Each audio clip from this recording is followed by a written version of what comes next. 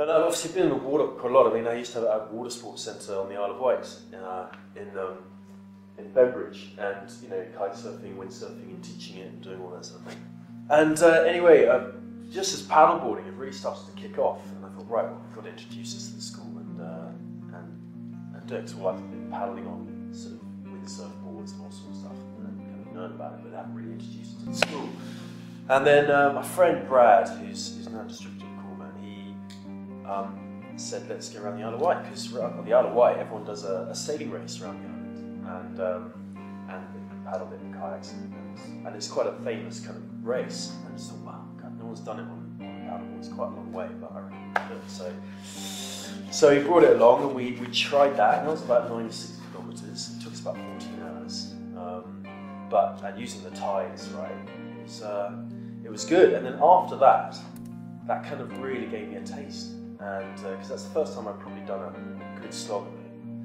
And then that was it. My mind was sparkling with ideas of where we can take paddleboarding and what's going on, because it's fresh and it's really well known within the small circles of things, but it's actually really fresh.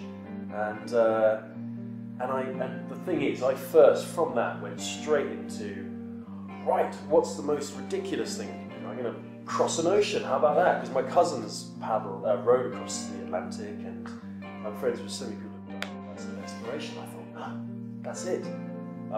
That's the one. We can build a unique craft that's just like an ocean or a boat, and you can live within it, have all your kit, and stand up paddle. And I just couldn't have, it just inspired me. But then I thought, well, I can't really go from the Isle of Wight straight to that, because I need to bridge the gap somehow. Do you know what I mean? So I thought, well, let's do something local. Let's try and conquer a long stretch of water that hasn't been done before. And yeah, Land's End of London just came straight to the mouth, straight pretty quickly. So I thought, right, I'll do that, and then I guess people would take me a little bit more seriously and think, well, okay, he's good for the job. Like, it's meant to be about the exploration and the personal kind of journey and struggle through whatever the weather, whatever is going on, and it's about what I go through, and not having too much support, not having too much cushion, and do it like that. So I left a bit early. I got a bit impatient. It's been a year, and I'm twitching to go. I've been planning so much, you know, my body's just ready. So I made a plan, got my bug out bag ready, which is my rucksack filled with all the necessary bits and pieces that I needed, and hit Land's End, and then just left. It's the first time I had an iPhone, and I thought, well, I can video record this thing, and I thought, oh, great. Standing up on the water with my phone, I better not fall in. And then it started, and then from then on, I mastered the art of the iPhone, and started doing that all the way around. Anyway, as I headed out, it kind of everything sort of fell into place, and people started to realise what I was doing and follow me, and it progressed like that. It needed to just be the wind and the tide that dictated where I went and what happened. Oh, I don't know if you can see anything, but these little beasties have been taking me out. The waves were like, "You shall not pass," and I was like, "Yo, bruv, I'm going through." Oh, that would be the last laugh, wouldn't it? Holy shit! Oh, look at that baby! Oh my god, they just kicked my ass. These waves, some proper swells, and waves 1, Charlie 2. Yeah, those damn easterly winds, eh? They hurt me hard. They came just as I was coming up to just before the Isle of Wight, basically. And I thought, I have to make it to the Isle of Wight, because that was kind of my sanctuary. I'm from there, I had some friends there. And I thought, it's got to make it, let these easterlies ride out and then carry on. But I didn't quite make it, so I was stuck. And they punished me a lot. They stopped and then they came back in again for a week. So I was paddling into the wind for almost a week, and that was painful. Yes! I made it! Oh my god, I had problems with my track. I just replaced the batteries. It should be okay, just in case people were wondering. Oh my god! Oh, that was another intense battle. I've just come past the needles just now, and I'm sort of still with the tide. I've got a couple more hours of the tide. It's getting a bit darkish. Oh my god! I just had my arse kicked thoroughly by the conditions. I had people on the phone I could call. I had my tracker system that had a panic button on it, so that would alert the authorities, tell them what's going on. The last thing I'm going to do is press that unless I'm really having trouble.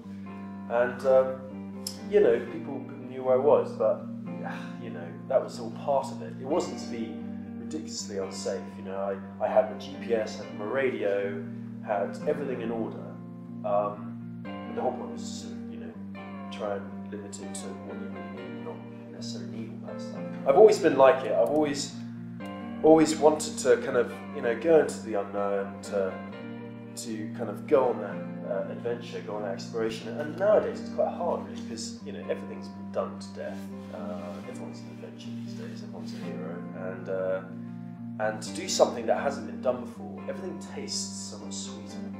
Because I'm paddling all these areas that I've never been paddling before. I've never been stand-up paddling before, and it just that, and it feels so good, and it's like going into the unknown. Even though this is England, for God's sake, you know what's around every corner, but it's so liberating. It's so refreshing. It's wonderful. I mean, I got far too emotional. I saw some of the videos about everything that I was connected to, because you do, and it's heightens everything. I got some good news.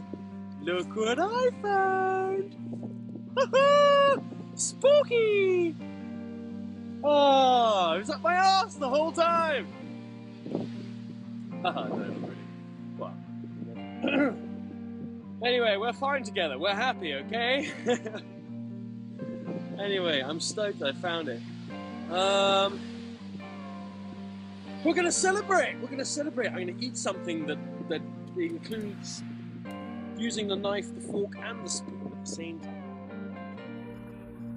I did get quite primeval at some moments, you know what I mean? Because I come in after surviving the entire day on the water paddling, and then I'm like, right, now I've got to find shelter, I've got to eat.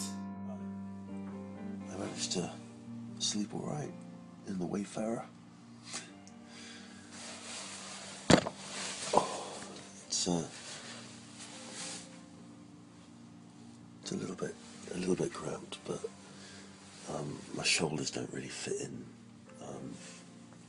At least I've got a cover, and got my feet warm, my head warm. I've got a silk inner and sleeping bag, and it's time for me to get up. I can hear people rattling outside. I'm a bit worried that they're going to think I'm some.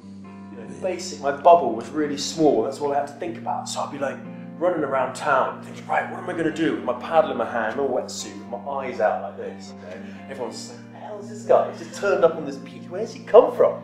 You know what I mean? So, but naturally, people, because of that, were drawn to me. They were like, oh, dude, what are you doing? I was like, oh, I'm doing this. Oh my God, well, come back to me. I've got a goat shed you can sleep in, or or a house, or whatever.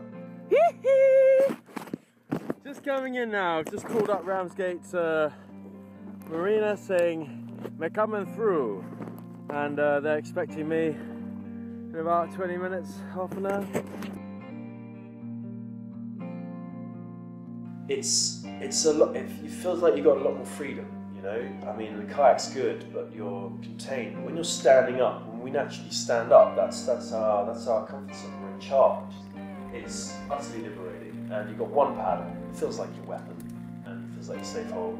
And I've got my bag there, but basically it could be a better way of, I mean, obviously, things like wind is a big factor with stand-up paddleboarding when you're going into the wind, and you have to sit down, and I have seriously numb arse so many times, but most of the time you stand, and I wouldn't want to do anything else than stand-up paddle and yeah, it's the best form of exploration.